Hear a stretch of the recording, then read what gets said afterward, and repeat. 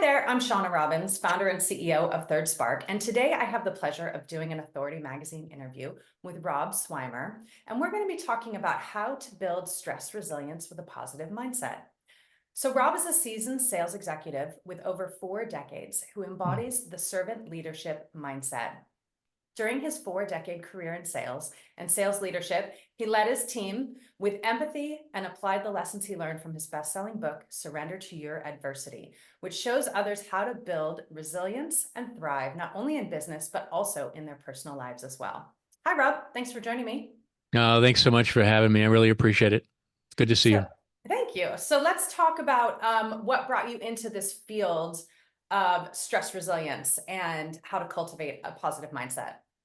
Yeah, well, I mean, everybody has a story, right? And so mine's not like a lot of people. I have retired recently from a 42-year career in high tech sales and sales leadership. And what brought me to my new sort of life purpose here is a life event that rocked me and changed my entire perspective when I lost my wife in 2013 to a sudden brain aneurysm. Obviously, that event rocked my world and changed how I looked at things and gave me pause to sort of find out, what is it all about? What am I here for? And I was one of these guys that was, an executive in high tech, as chasing the rainbow, chasing the deal, working the numbers, working for public companies, private companies, startups, all the above. And when that happened to me, I certainly did pause and I did kind of push back and realize there has to be something more. There's a reason why I'm here. And I also had a significant amount of adversity in my life that you're aware of in an interview that you did with me in the magazine. And going through all that adversity, I started to figure out, like, what am I supposed to do here? What's my real purpose? What's my why? And I really got to a point where I felt like I wanted to give back. I wanted to contribute. I wanted to be a servant to others. And by telling my story, that's what I'm doing. So I've had this career for 42 years. I tell everybody, this is my retirement plan. I want to leave a legacy that I can be proud of. So now what I do is I travel the globe and I'm a keynote speaker. I do wellness days. Anything that gets that message out that I'm really, really keen on, which is really taking business and putting some love into business. And I talk about love in business all the time. And as a guy, everybody's like, what are you talking about? Obviously, it's a play in words. It's not the relationship we're used to when we see love and we talk about love, but it is the servant leadership principles. It is leading with empathy, all the above. So that's sort of my journey. It was a life event that rocked me and sort of took me in a new direction. And over the last 10, 12 years, I've been a student of my game. And I say that all the time. What I mean by that is I've been really studying sort of what all this means and how do you build that resilience and how do you not just survive, but thrive, which is what I'm doing, having the best life of my, and even after tragedy, I've really come back so strong. I found love again and my life is truly amazing. And I want to pass those lessons on. So that's sort of what it's all about. It's real simple. Just regular guy who went through some stuff, and now I'm just trying to figure out how to give back and get other people the same message. I love that. I love that so much. So let's talk about stress. I mean, obviously Yeah, losing a spouse is one of the most stressful events that a yeah, person can go through and the grief yeah. that accompanies that.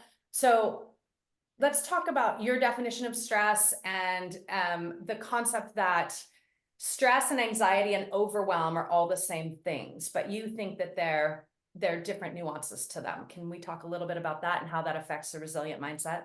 Yeah, I think it's totally different, right, Sean? I think that, stress I think it's a good thing. I think a certain amount of stress is always good in sports. They call it playing nervous. When I get up on stage, there's a adrenaline rush and, there's a little bit of stress there and anxiety, like the maybe, uneasiness, right? That's that temporary stress that we see in everyday's life, right? The issue becomes, and the mental health issue really becomes when you push it into anxiety. And anxiety for me is really an ongoing, maybe chronic problem that can lead to heart disease, diabetes, all these things that are going on. And the studies are there, right? That, suicidal thoughts, depression, all these things are the chronic issues of what I would call anxiety versus stress. Stress is the first level. And I love stress. I think stress is not a problem at all. I think it's how we define it. Everything is how we define it in life. Whether you're going through something wonderful or not so wonderful, how you define it is how it dictates and how it runs your life. So if you talk about stress and define stress as a good thing to release the right hormones in your body, for example, to get you ready for battle or ready for that big deal preparation or presentation or whatever you're doing. I think that's a good thing, and it's been a good thing in my life too.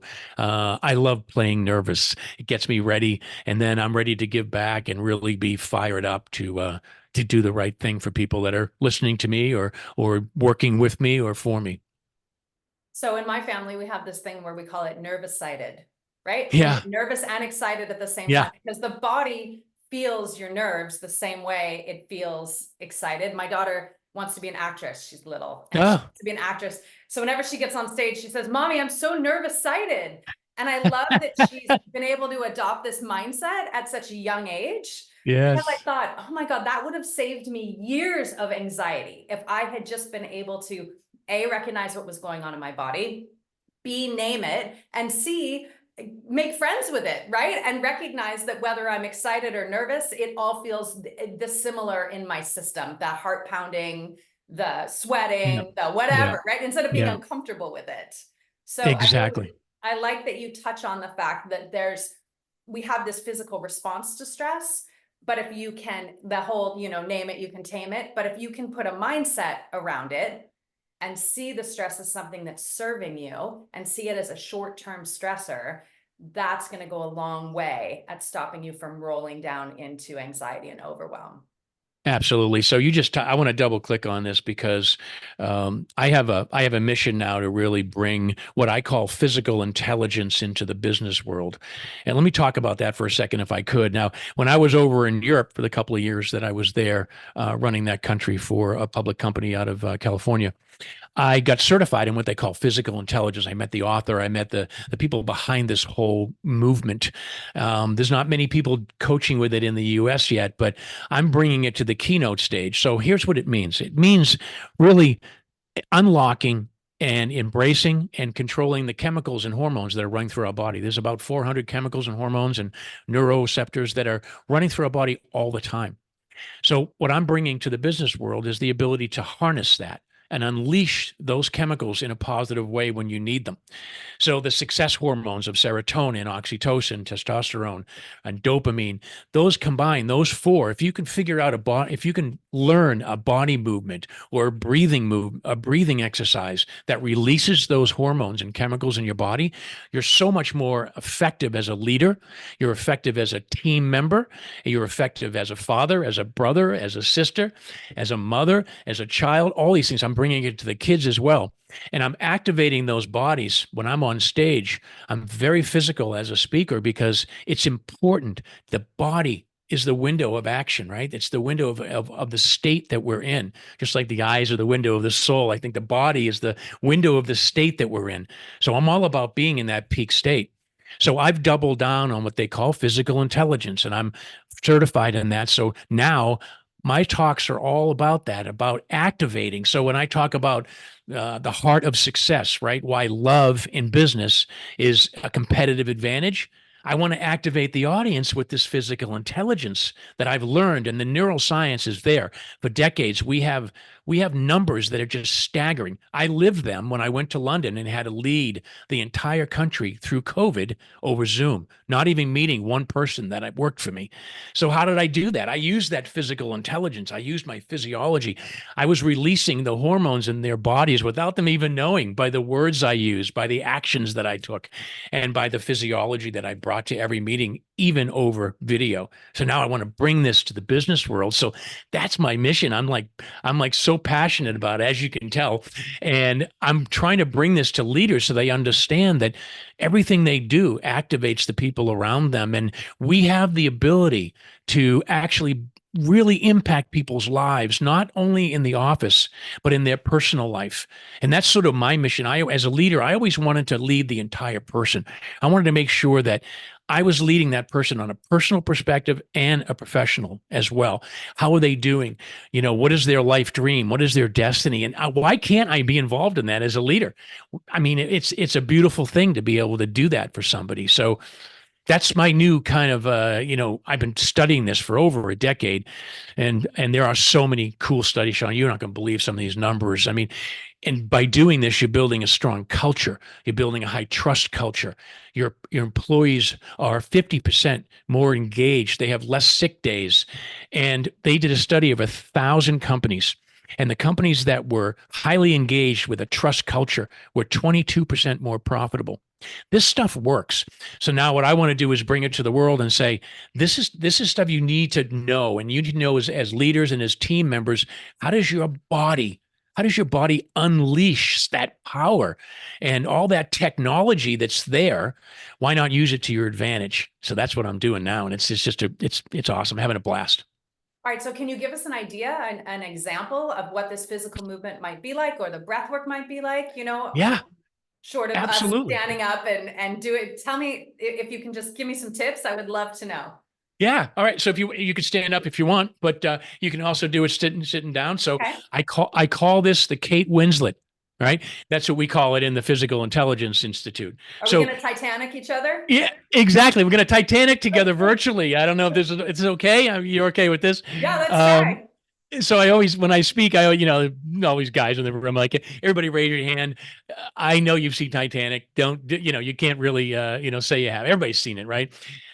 So it is reenacting that moment, right? When the king of the world, right, on the top of the ship.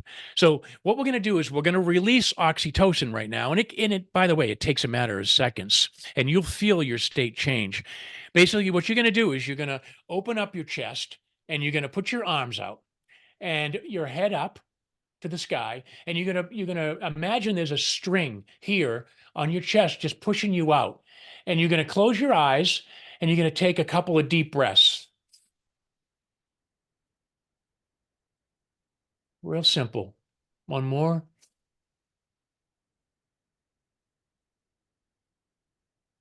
What that's doing, and you continue to do that, I'm going to go through it. What's that doing for you now is it's releasing oxytocin across your chest, which is the love hormone, which is why I say love in business is really important.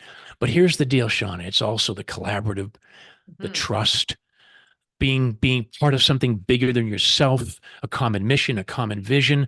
Oxytocin is all about that. So when we trust our leaders, when we trust the mission of our company, we're more collaborative and open and honest. And here we are. It also creates nitric oxide right across the chest. So hopefully I feel it every time. I do it all day long. And I used to do it before I got on Zoom because I was doing Zooms back to back, 12 hours a day in London. I'm like, how am I going to show up every time for the people under my charge to be there and to be present and mindful and to really give them over deliver on what I'm supposed to be doing. And that's how I did it. That's just one example. There's breathing, there's all kinds of body movements that can entice those chemicals. So now I bring this to the stage and I get people moving and dancing and jumping and I get them getting those chemicals out. And by the end, they've changed their whole state. And here's the cool part, Shawna. They change the state of the people around them. That's what I really want. I change my state. Hopefully, I've changed a little bit of your state as well. Yeah, that was great. Thank you. I've never done that before. I'm such a big fan of oxytocin because I teach women how to sleep that struggle with sleep. Yes, And one of the yes. big things that we do is I teach them how when the body has a hierarchy of hormones. And so oxytocin is fundamentally the number one hormone that the body's going to make. And Yep. cortisol is second, insulin is third. And so if you can naturally raise your oxytocin levels, you will knock down your cortisol levels because your body's not going to do both things at one time. So I really, really love that you brought this up. And thank you for sharing this with me. I'm definitely going to use it. I think Yeah. it's fantastic. And the cortisol is just here. I mean, here we are, right? I mean, I lived this, and it's in the article. I think I told the story about London, but the key is that a lot of us are in fight or flight right now. We see drug abuse, we see suicidal ideation. Of course, this month being Suicide Prevention Month, so it's near and dear to my heart. And then all these things, depression, anxiety, they're all through the roof, and it's fight or flight, right? We're caveman brain. I learned that from my one of my mentors, Tony Robbins. He always talks about the caveman brain. We're 1.0, so we are fight or flight right now. So my job as a speaker, as a coach, as a leader is to make sure that the people around me, in my family, in my community, don't have that spike in cortisol like you talk about, right? How do we get them out of that? How do we get them from sympathetic to parasympathetic? How do we change their state, right? And this is all neuroscience. This is stuff that I've been studying, and I'm so into it. It's just so cool because it works, and I've seen so many benefits from it. Here I am. I've gone through, as you said, one of the worst events you could possibly have. My wife dying in my arms, right, in a second, and I'm now thriving. I'm thriving, and I'm living my best life after that. And there's only one reason for that, is because of the mindset, because of how I defined it. I defined it differently. I defined it as a life moment to pivot what my purpose and my why is, and to give back some of those lessons, which is part of my TEDx talk. I think you've seen that, where I detail that AAA formula that I kind of came up with. And I came up with this just kind of going through my life and all the adversity that I had, whether it was the learning disabilities growing up, or conquering addiction, or suicidal ideation, depression, anxiety, all the things that I dealt with through my life. I always had this formula in my head, but I just didn't know how to articulate it. So getting it out there now and hopefully helping people is really my number one mission, is to over deliver and to really get on as many stages as I can in front of as many people as I can around the world, and let them know that you can get through this and you can thrive, not just survive. Nice. Okay, so how can people connect with you? Yeah. My website, robswymer.com, SWYMER.com. I have a LinkedIn, Rob Swymer at LinkedIn, right? And Facebook page. I'm not a crazy social media guy. I'm getting better, but I am on Facebook and LinkedIn mostly. And of course, my website has all kinds of content information, a way to get a hold of me for speaking engagements. I'd love to come and activate your team or your audience and have fun doing it. And start to do things a little differently, introduce this physical intelligence to the world here in a much more proactive way. Everybody talks about meditation, and they talk about, well-being. We get that all the time, but activating those chemicals and neuroreceptors in our body, boy, that's a really cool thing. And we just did it here. And thank you for doing that and being open to that. And I hope the audience really got to see that. And maybe they tried it too, real time. If not, rewind and try it. You're going That's to right. love I it. And highly you're going to, recommend yeah, you do that. I'm much yeah. calmer now after doing that than before. That's wonderful. I'm glad. Great. I'm glad you were able to see that. Yeah. Well, thank you, Rob. Thanks so much for joining me today. Thank you. Thank you for having me, Sean. Thank you.